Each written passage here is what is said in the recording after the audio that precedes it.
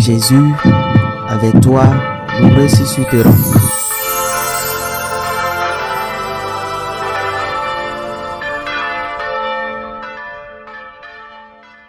Le premier jour de la semaine, Marie-Madeleine se rend au tombeau de grand matin.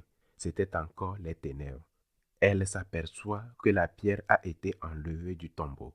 Elle court donc trouver Simon-Pierre et l'autre disciple, celui que Jésus aimait, et elle leur dit, « On a enlevé le Seigneur de son tombeau et nous ne savons pas où on l'a déposé. » Pierre partit donc avec l'autre disciple pour se rendre au tombeau.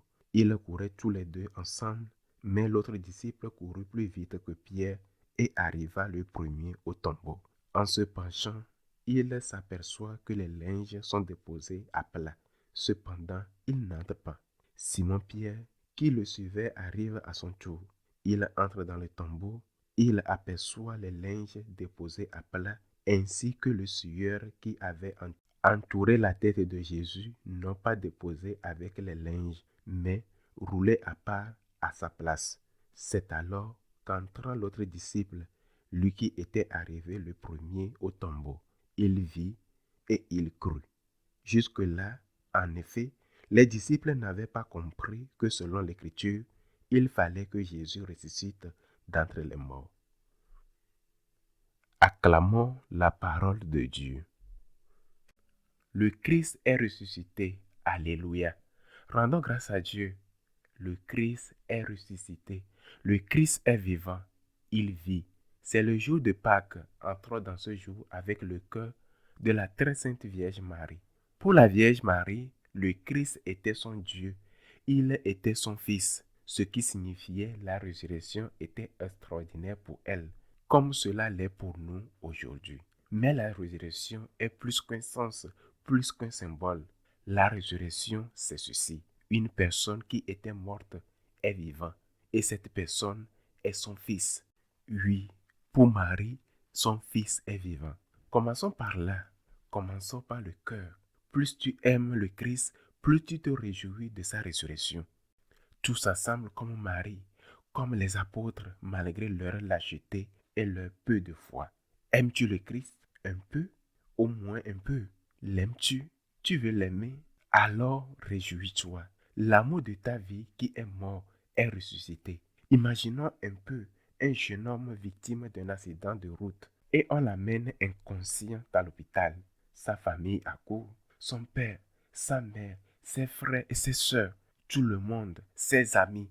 Ils attendent angoissés avec de peur que le médecin sorte pour leur dire quelque chose. On leur annonce, il est dans le coma. Nous ne savons pas ce qui va se passer. Il est en vie, mais les chances qu'il meure sont très grandes. Les heures passent, la nuit tombe, et s'ils ont la foi, ils prient, la gorge nouée, le cœur battant, tout stressé. Puis la porte s'ouvre de nouveau. L'infirmière ou le médecin sort et dit, il est sorti du coma. Il semble qu'il n'aura pas de séquelles. Quelle joie! Oui, quelle immense joie! Bien plus grande que s'il était simplement rentré chez lui comme d'habitude, après le travail ou une soirée, avait salué ses parents, regardé un peu la télévision, puis était allé se coucher. Quelle joie! Quelle joie immense! Mon fils était sur le point de mourir et il vit. Mais Jésus-Christ, lui, n'était pas sur le point de mourir. Il était mort. Quelle joie immense! Nous devons avoir ce cœur de Marie, ce cœur immaculé qui aime, pour nous réjouir de ce que celui que nous aimons était mort, enseveli et qu'il est ressuscité. Oui, le Christ est ressuscité. Il est vivant. À partir de là, tout le reste même important paraît moins important. Ton fils vit. L'amour de ta vie vit. Il aura ensuite d'autres choses, d'autres problèmes, d'autres peines. Mais l'essentiel, lui, transforme ta vie. Il transforme notre vie. Il transforme notre existence. Mais si tu l'aimes peu ou pas du tout, la nouvelle de sa résurrection, la joie qui déborde, te laisse indifférent. Peut-être t'intéresseras-tu à ses conséquences, mais la nouvelle elle-même ne te touche pas vraiment. Mais qui a été touché? Marie savait qu'il allait ressusciter. C'est pourquoi elle ne s'est pas rendue au tombeau au petit matin. Et comme l'a probablement dit Saint Paul II, que ce soit un dogme de foi, le Seigneur lui est sans doute apparu dans la nuit pour la consoler. Elle n'a jamais douté ni de la divinité de son Fils, ni de sa promesse de ressusciter. En revanche, Marie-Madeleine n'avait pas cru. Elle aimait Jésus, mais elle n'avait pas cru. Quelle joie lorsqu'elle le vit. Elle le prit d'abord pour le jardinier, mais quelle joie lorsqu'elle attendit Jésus l'appeler par son nom parce qu'elle l'aimait. Et Jean dans l'évangile d'aujourd'hui, qui est plus jeune que Pierre, plus rapide que lui et peut-être qui sait avec plus d'amour, il arrive le premier au tombeau, mais respecte Pierre, respecte son autorité et l'attend. La course rapide venait de son amour. Quand tu aimes Jésus, voilà la nouvelle de ta vie. Ensuite, tu auras d'autres problèmes, la maladie, les soucis économiques ou autres. Mais ceci est la nouvelle de ta vie. Celui que tu aimes, celui que j'aime, celui qui est le plus important pour moi est vivant. Il est ressuscité et tout le reste devient secondaire. Même si cela demeure important, avec un cœur de Marie, avec ce cœur de Marie, avec cœur de mère, cœur d'ami, approchons-nous aujourd'hui encore pour comprendre ce que signifie la résurrection. Mais c'est à partir du cœur, non de la tête, de ce cœur qui parle à cœur, du cœur de Christ qui te parle, ce cœur qu'avait saint Augustin quand il écrivait « Donne-moi l'amour, ô ma vie, et je crierai de joie, car en me donnant l'amour, tu me donnes de me réjouir en toi. » Et ce cœur qu'avait saint François lorsqu'il disait à Jésus « Mon Dieu est mon tout », et qu'il pleurait en voyant que les hommes ne l'aimaient pas, s'écriait « L'amour n'est pas aimé ». J'ai presque envie de ne pas parler des conséquences de la résurrection, tant cela est grand.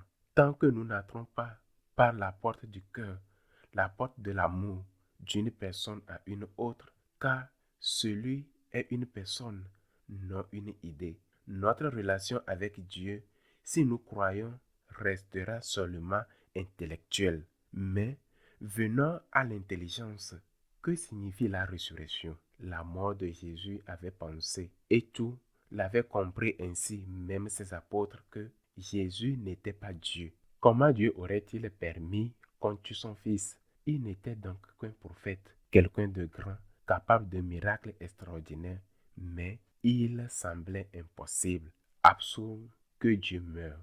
S'il s'était sauvé au dernier moment, si une foule d'anges était descendue pour le libérer, alors oui, c'est Dieu. Cela aurait été différent. Mais il est mort, torturé, et il a été enseveli. Et pourtant, il est ressuscité. Première vérité, le Christ est Dieu. Deuxième vérité, il y a une vie éternelle. La résurrection n'est pas un conte pour enfants, ni un simple réconfort face à la mort. Il y a réellement une vie éternelle. Et nous en avons la preuve. Les apparitions du ressuscité ont confirmé la foi de ceux qui doutaient et la nôtre. Car personne ne meurt torturé pour défendre un mensonge. Saint Pierre crucifié, Saint Paul décapité, Saint Barthélemy écorché vif, Saint Jacques martyrisé. Il aurait pu dire, nous avons tout inventé, mais ils ont scellé de leur sang la vérité de la résurrection. Si quelqu'un doute encore, c'est qu'il veut douter. Car il est plus certain qu'il y a une vie éternelle que le fait que le soleil se lève chaque matin. Troisième conséquence merveilleuse, ce Christ ressuscité pardonne nos péchés. Par sa mort et son sang, il a guéri nos blessures et ouvert les portes du ciel. Ce n'est pas par nos mérites, mais par la miséricorde de Dieu. Il nous prend par la main et nous conduit à travers la souffrance et l'humilité vers le paradis où nous serons avec la Trinité, avec la Vierge, avec les saints. Quelle est la condition? Elle est très simple. Il nous demande seulement de demander pardon, reconnaître que nous sommes des pécheurs, reconnaître que nous avons péché, vouloir changer, se confesser. Ainsi le Christ est Dieu. Il y a une vie éternelle et le ciel nous attend. Et il aura une grande fête au ciel quand nous y rentrerons. Pécheurs que nous sommes parce que nous entrerons par sa main, par la main de la Vierge, après avoir dit cette parole essentielle. Seigneur, pardonne-moi. Mais avant tout, je le répète de cœur à cœur, avec le cœur de Marie uni au cœur de Jésus. La joie de la vie, la joie de ma vie, la joie la plus grande des joies, celle qui rend tous les problèmes secondaires, aussi graves soient-ils, c'est celui-ci. L'amour de ma vie est vivant. Le Christ est vivant. On l'a tué, mais il est ressuscité. Alléluia, alléluia, alléluia. Joyeuse fête de Pâques à tous.